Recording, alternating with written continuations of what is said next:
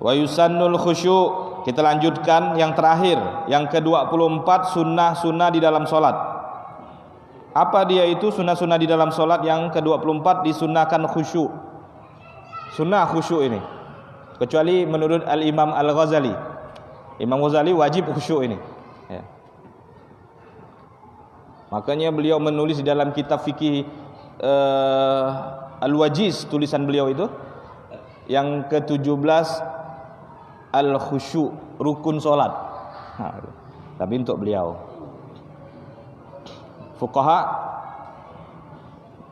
mengatakan khusyuk di dalam solat itu hukumnya sunnah, ya. Khusyuk itu apa?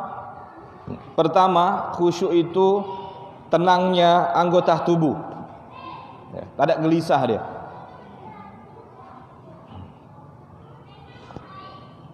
Yang dua, yang berikutnya hadirnya hati, ya, bahwasanya dia ini dalam sholat dan dia merenungi bacaan-bacaan yang dia baca. Ketika yang dia baca itu adalah tasbih, dia sedang bertasbih memuji Allah. Jika yang dia baca itu adalah doa, kan di Al-Fatihah itu isinya doa dan pujian, dia sedang memuji Allah dan berdoa. Jadi kita ketika baca Al-Fatihah itu kita sedang berdoa, sedang memuji Allah dan berdoa kepada Allah Subhanahu wa taala. Maka kita sangat dianjurkan untuk bisa khusyuk di dalam salat itu dari takbir sampai salam. Kita diharapkan, dianjurkan untuk bisa khusyuk di dalam salat dari takbir sampai salam. Kalau kita belum sanggup, maka usahakan di 3 tempat ini, kata para fuqaha. Harus kita khusyuk di 3 tempat ini. Apa 3 tempat yang harus kita khusyuk? Ketika kita baca doa iftitah, inni wajjahtu wajhiya. Ketika sampai di lafaz inni wajjahtu wajhiya, sesungguhnya aku hadapkan wajahku. Inni wajjahtu wajhiya lilladzi fatara sama, kepada zat yang menciptakan langit dan bumi. Jadi kita sedang berkomunikasi dengan Allah Subhanahu wa taala. Jadi ketika sampai di lafaz itu, maka kita khusyukkan bahwasanya kita ini sedang melafadzkan hal demikian itu dengan sungguh-sungguh, berikrar di hadapan Allah. Inni wajjahtu, sampai selesai. Inni wajjahtu wajhiya lilladzi fatara samawati wal ard hanifan musliman wa ma ana minal musyrikin inna salati. Oh, itu. Ini ikrar sudah ini. Kita sudah memberikan pernyataan di hadapan Allah, inna salati, sesungguhnya salatku, wa nusuki, dan ibadahku, salati wa nusuki, wa mahyaya, hidupku, wa mamati, wa matiku lillah, hanya untuk Allah. Kita hidup mati ini untuk Allah, bukan untuk yang lainnya. Walaupun kita punya aktivitas, tapi semuanya untuk Allah. Kita bekerja untuk mencari ridho Allah. Kita berkumpul dengan keluarga untuk mencari ridho Allah. Semuanya untuk Allah Subhanahu wa taala. Sehingga ketika kita tahu hidup mati untuk Allah, maka kita tidak mudah meninggalkan perintah Allah. Macam mana kita tak ada sembahyang padahal kita ini hidup untuk Allah? Kan seperti itu. Yang kedua, di mana kita usahakan untuk khusyuk ketika kita mengucapkan, membaca surah Al-Fatihah, iyyaka na'budu wa iyyaka nasta'in, hanya kepadamulah kami menyembah dan hanya kepadamulah kami meminta pertolongan. Sampai di lafaz itu betul-betul sungguh-sungguh kita, ya. Ketika kita tak bisa seluruhnya, maka kita dianjurkan beberapa tempat. Iyyaka na'budu wa iyyaka nasta'in, ya. Karena Allah menjawab, ya, atas apa yang kita mintakan itu.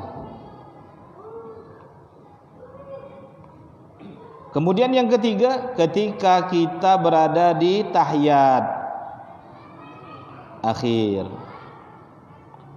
atau di tahiyat awal juga sama. Ketika mengucapkan lafaz assalamu alayka ayuhan nabi wa rahmatullahi wa barakatuh, karena lafadznya itu assalamu alayka, salam sejahtera kepada engkau duhai Nabi sallallahu alaihi wasallam. Jadi mengatakannya kepadamu, berarti orangnya itu berada di hadapan kita. Bukan kita mengatakan salam sejahtera kepadanya, tapi kepadamu. Ya. Saking dekatnya Nabi dengan kita, kata para ulama. Ya. Wa fikum rasuluh, di dalam pada diri kalian itu, ya. Jadi Rasulullah itu dekat dengan kalian. Jadi kita mengucapkan itu dengan khusyuk, bahwasanya Nabi SAW menjawab salam yang kita ucapkan. Sebagian para aulia mereka tidak mau melanjutkan kecuali sudah mendengar jawaban dari Nabi. Assalamualaikum ayuhan Nabi wa rahmatullahi wa barakatuh. Tidak dia lanjutkan kecuali Nabi menjawab, baru dia lanjutkan.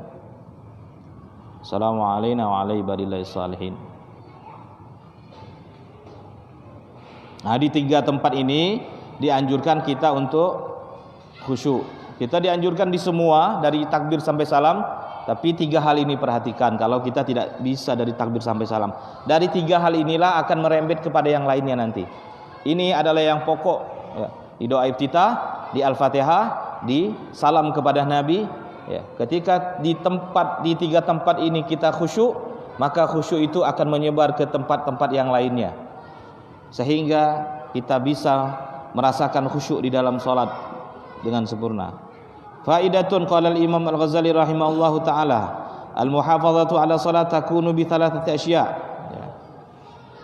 Kemudian Al-Imam Ghazali memberikan kepada kita resep untuk bagaimana kita bisa mendapatkan khusyuk di dalam salat.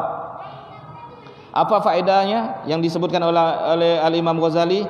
Perhatikan 3 hal ini, kata Imam Al-Ghazali. Pertama, isbaghul wudu.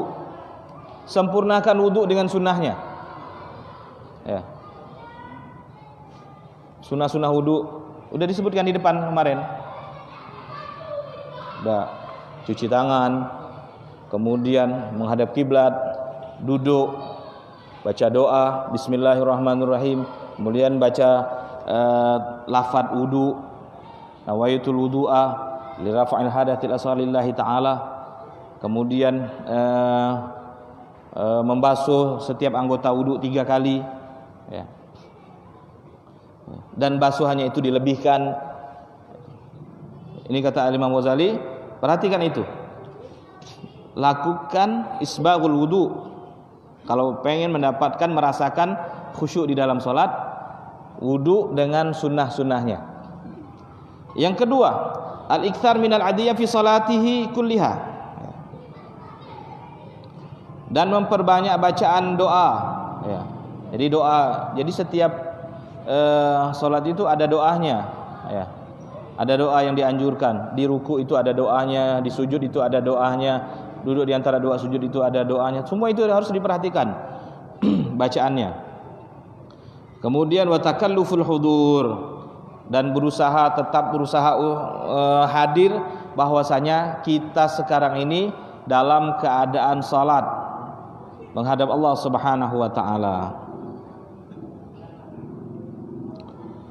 Wa minas sunanis shalah.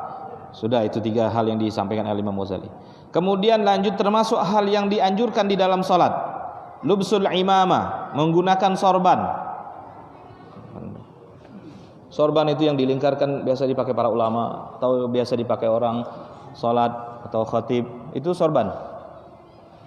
Itu sunnah. Nah, termasuk mendapatkan fadilah memakai sorban adalah orang yang sholat pakai peci putih. Peci putih ini yang kalau kita pakai, kita termasuk mendapatkan fadilah memakai sorban. Kemudian yang kedua, lubsur rida, menggunakan rida. Nah, seperti yang dipakai beliau nih. Apa namanya itu? Rida namanya, selendang. Sal, rida, sunnah. Walubsul jubbah, nah, gitu. Pakai jubah yang biasa dipakai muadzin hari Jumat. Walubsul khatam, pakai cincin. Nah, sengaja hari ini pakai cincin agak besar karena babnya nyampai dah. Kalau saya pakai kecil, takut yang belakang tak nampak. Jadi pakai agak besar, biar yang di belakang nampak. Oh, sunnah pakai cincin. Nah, nih. Mencegah lebih baik daripada mengobati. Nah, apa? Perak sunnah ya. Sunnah pakai perak. Kalau tak ada perak, yang ada lah ya. Tapi tak boleh pakai yang emas, tak boleh. Laki-laki tak boleh pakai emas. Tak boleh. Kecuali emas putih boleh. Nah itu. Jadi pakai emas kuning tak boleh, tapi emas putih boleh. Karena orang sebabnya laki-laki tak boleh pakai emas. Emas itu kebanggaan orang-orang di zaman jahiliyah, dan orang-orang miskin itu sudah tahu kalau yang dikatakan emas itu warnanya kuning, gitu kan? Jadi kalau ada orang pakai putih, dia tak terlalu mungkin sama dengan punya dia, ya besi. Nah ini ada emas sedikit ini, enggak bukan, ini bukan emas nih, ini warna yang kuning, karena lama berkapuk dalam itu lemari. Sunnah ya.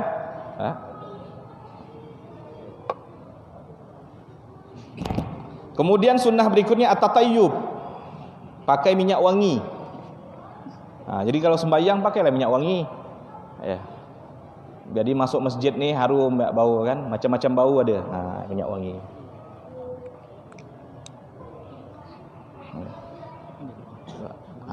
Pakai minyak wangi. Sunnah.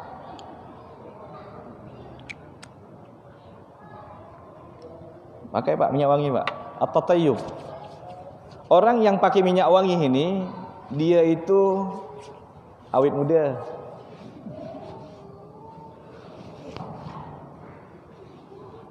Segar terus dia. Wah, sedap rasanya. Jadi apa ini, kita punya jasad ni ketika mencium yang wangi, respon dia baik. Senang gitu. Coba kalau kita cium bau-bau yang tak sedap, bau-bau busuk, bau-bau amis, respon tubuh kita pun tak bagus.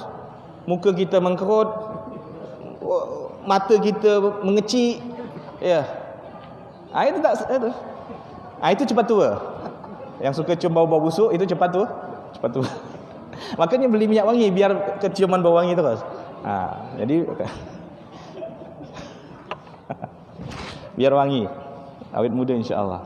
Ini Nabi suka pakai minyak wangi. Di antara hal yang disenangi Nabi adalah minyak wangi. Ya. Tak pernah lepas dari kocek Nabi itu sisir, minyak wangi. Ya. Mesti ada. Tasbih, sisir, minyak wangi itu ada di kantong Nabi. Kalau kita mungkin tasbih sama minyak wangi ada sisir, tak ada kan? Ada yang buat sisir? Besok boleh dah buat sisir. Masya Allah.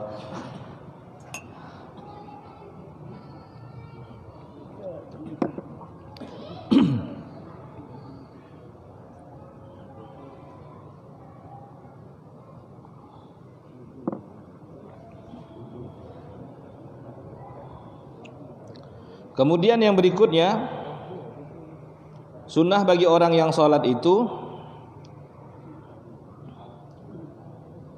dia meletakkan pembatas di depannya. Biasa di setiap masjid itu ada tuh pembatas pendek, 30 cm aja minimal. Pembatas biasa ada. Masjid kita enggak ada. Tak ada. Disunahkan kita letakkan pembatas di situ. Kalau tak ada pembatas, kita sembahyang di depan tiang. Kalau tak ada, kita sembahyang di belakang orang. Ada orang kita sembahyang di belakang, atau di dinding, ya.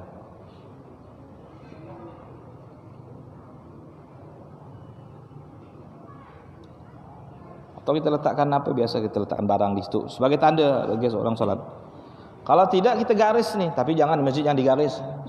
Udah, ini masjid ini udah punya garis sendiri nih. Ini batas ini. Kalau kita sembahyang sini, orang tak boleh melintas, sudah ada batas ini. Orang harus lewat lepas dari batas ini. Ya, ini batas sajadah ini warna merah ini garisnya ini. Tak boleh lewat itu. Kalau ada kita sembahyang di sini, dia tak boleh lewat kecuali sudah lepas dari batas, boleh dilewat lepas dari batas. Kalau dilewat di bawah batas itu tak boleh. Kata Nabi, lebih baik dia duduk 40 tahun. Andai kata dia tahu dosa yang dia dapatkan melintasi orang sembahyang, itu dia akan lebih milih duduk 40 tahun daripada melintas. Sering orang kalau nak melintas hati-hati, ya. Apa? Biar tabik tetap salah. Ya. Kalau sudah seperti itu, ada batas, ada garis, ada tiang masih dilintasi orang, maka orang yang melintas itu berdosa. Dan disunahkan. Kalau ada orang ingin melintas, karena kalau dia melintas ini berdosa, melintas di tempat kita sujud ya. Kalau lebih dari itu jangan kita nak ngalangi jauh. Bukan tempat kita sujud nih. Nah, ini kita sujud di sini, kita sembahyang. Dia nak melintas depan kita, ini kita halangi. Ini namanya mencegah orang biar tak berdosa. Nah, seperti kita contohkan kemarin tuh, kasih penghalang ini.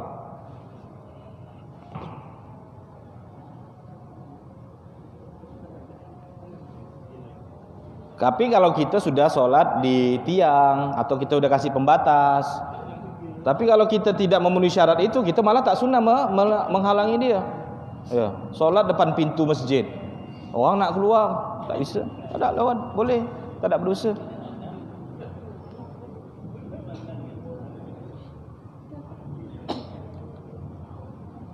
Jadi ada 4 keadaan yang orang tu boleh melintasi orang solat. Yang pertama, idza kana fi harami Makkah. Kalau dia sembahyang di Mekah, itu sudah betul kita lihat orang bebas lewat depan orang solat, tak apa-apa. Di Mekah bebas. Ya. Tak berdosa. Itu. Yang kedua, idza qasara al-musalli bi an shalla fi tariq. Kalau ada orang sembahyang di jalan, boleh kita melintas. Macam mana pula dia sembahyang di jalan? Itu tak apa-apa, tak berdosa kita melintas. Yang ketiga, idza wajada al-musalli furjatan fayajuzu lahul murur li saddil furja. Kemudian kalau ada saf kosong tapi kita mau ngisi saf, ada orang sembahyang, tak apa-apa, boleh. Kita mau ngisi saf kosong itu. Walaupun ada orang sembahyang, Yang keempat, idza kana muttaran bi an kana yurid qadha al-hajah athna shalah. Yang keempat ni kalau kita dah tak tahan dah nak terburai misalkan. Lagi sembahyang ni. Macam mana kata ustaz tak boleh melintas orang solat, tak apa-apa. Daripada kau terburai di masjid. Kesian Pak Min. Boleh. Kau keluar sana. Bunyi bel dah. Minggu depan lagi kita lanjutkan. Subhanakallahumma wa bihamdika asyhadu an la ilaha illa anta astaghfiruka wa atubu ilaik. Allahumma shalli ala Muhammad.